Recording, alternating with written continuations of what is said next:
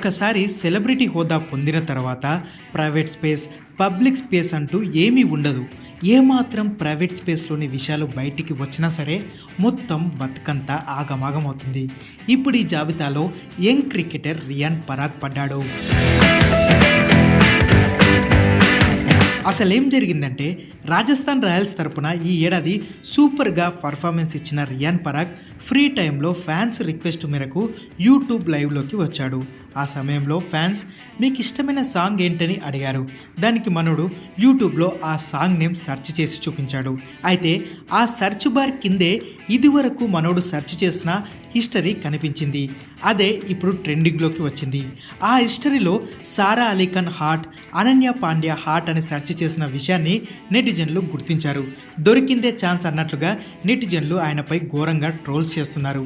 ఛీ ఏంటి పాడి పని అనేవాళ్ళు కొందరైతే గ్రౌండ్లోనే కాదు భయ్యా, గ్రౌండ్ బయట కూడా రియాన్ పరాగ్ మంచి ఆటగాడే అంటూ మరికొందరు పోస్టులు వేస్తున్నారు.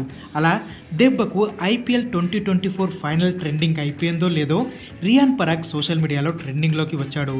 సినిమాల్లో అమ్మాయిలంటే పడి చచ్చిపోయే క్యారెక్టర్లు ఉంటాయి కదా, వాటిని రెఫరెన్స్గా తీసుకొని ఇప్పుడు రియాన్ పరాగ్పై భారీ స్థాయిలో ట్రోలింగ్ మొదలుపెట్టారు.